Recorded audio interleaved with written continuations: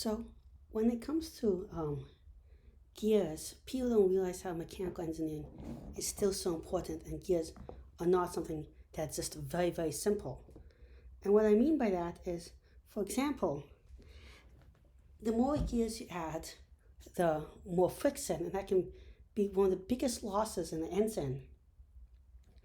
Gears can wear down a lot, and that can cause slippage or problems.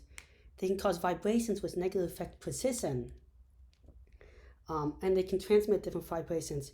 Gears oftentimes are taking some of the most force because imagine that they're a circle and you have two circles top each other. That's a lot of focused force, and they can take up a lot of weight. The gearbox for some robots and stuff is the heaviest part of the robot, which adds more inefficiencies and makes it harder to transport and not as lightweight.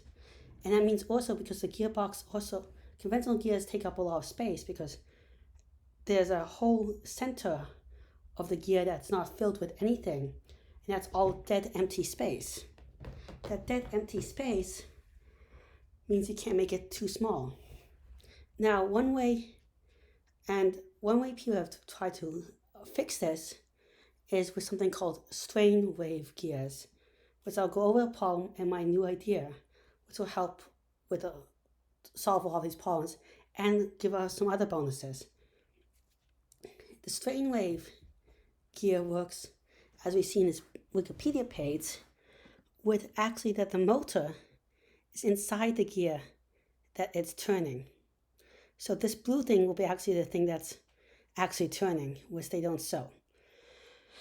But how it can be more compact is now you don't have two gears side by side. And the second thing it does is that when it's pushing, it slowly deforms this one, and this one can have a variable number of teeth. So you could have this one have 200 teeth, this only have the other one could have 200 teeth, and the other one 199 teeth. And that gives you a gear reduction of 199 divided by 200. A very, very high reduction. It's 1 to a 200 reduction. It's a little difference amount of teeth. So you got this high reduction there. And then you have that. But there's a couple problems with the design. First of all, I'm going to show you even more compact design. But another problem, it's even half the difference. So it's 1 to 400. The other problem, the problems with the design is that this flexible spine isn't adjustable. It's just one gear ratio, always, which isn't a problem because that's a problem with every gear, but I'll show you how to do it. There's a lot of stress on this one gear and it has to go through all these deformations. So slowly it can wear and tear like a bandit, like a rubber band they pull and stretch repeatedly can slowly break. Now it does transmit the force a little better than a normal gear because it's all within the same thing. So force straight down from here goes into here, which is a little less focused. But you have a lot of problems with deformation and stuff like that. So here is my idea for adjustable gear. And an adjustable gear will let you get rid of many gearboxes and stuff that take up a lot of space and weight and add efficiency. And every time you have to change the gear, usually you also cause a lot of bumping and it's not smoothness, which causes further problems. Let's put an inner ring instead in here, which I call this different color. And let's make that inner ring,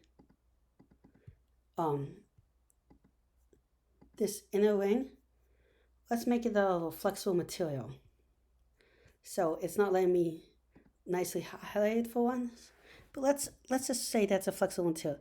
When I stretch this thing out over here, so it's all the Blake thing, it acts as a ring with zero thing because it's all fully meshed in together.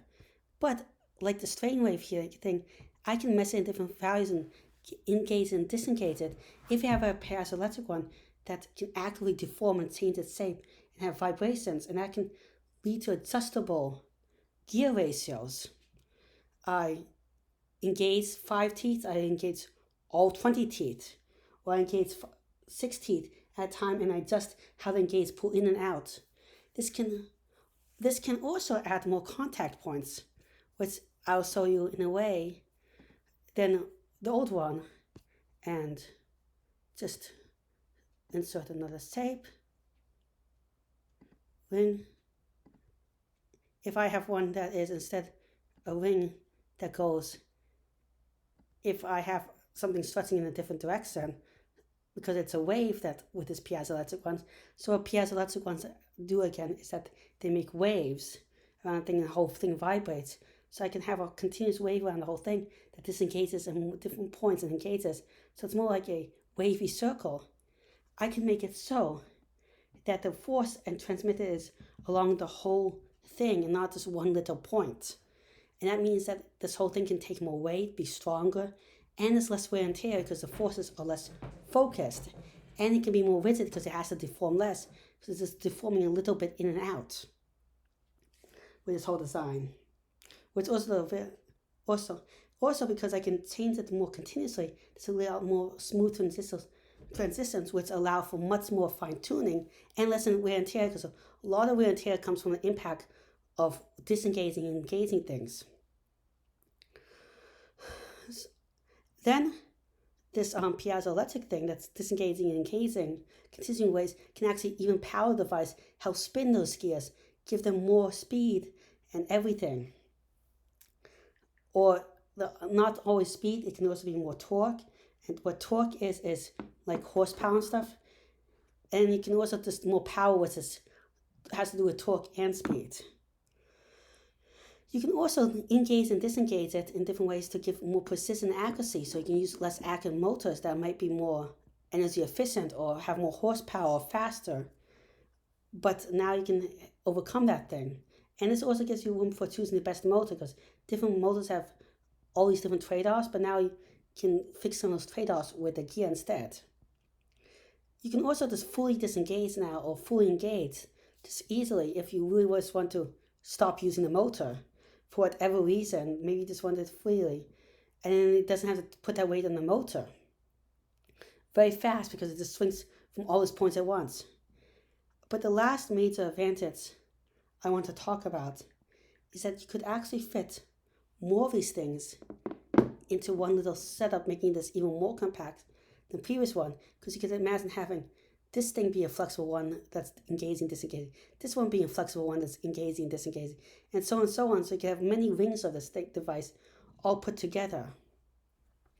Now, this whole thing is not perfect because piezoelectric ones are a lot less efficient than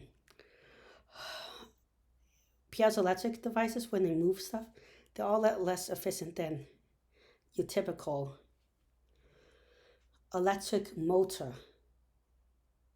This is not going to be a major power use, but it is going to be a little bit of power use. So you can lose some of the energy there, but the other trade-offs, I think, in many cases will make up for it, even with energy efficiency. Another trade-off is it's not always the strongest version this is, or the most energy efficient, compared to like a dedicated planetary ball hookup, or a hookup that is for very one specific one that's not as much variable adjusting. But if you have a lot of variable mixed gears, it might be better. Also, we have to still design better. We have piezoelectric materials, but we might be able to design better ones. An interesting idea is to use carbon nanotubes, which will really strengthen it. And the reason why carbon nanotubes would really strengthen it, they also increase electrical conductivity of this whole thing, which will decrease resistance, because these piezoelectric devices, you have to put electricity in, and some of it's lost to heat because of resistivity. The carbon nanotubes will make it more efficient and stronger, so it lasts longer and can support more weight. And it's also stronger for its weight, so lighter. Again, better, but also they'll make it more thermally conductive, and that will mean also less wear and tear, because now you can get rid of the heat better. Disadvantage of this setup compared to more solid gears is that there's a little more environmental thing, because of heat can cause stuff to shrink more in different ways. You have rubber and stuff is usually a little more sensitive to chemicals and stuff like that, but those are more for niche things. Another problem with this setup is that you would, if you want the precision and accuracy thing, I have to say, you need to set up sensors. Sometimes sensors will be cheaper than buying a better motor, sometimes not. But there is an advantage of sensors that if something is wrong with the program with the motor or something, a sensor can see that and just for it, so they can just, for little defects in the motor can wear the tear, something like that. Well, thank you very much for listening. Please like and subscribe. It really helps the channel out.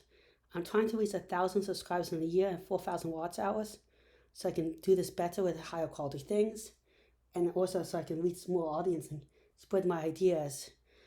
And that's a really hard goal, but with your help, I think you can do it.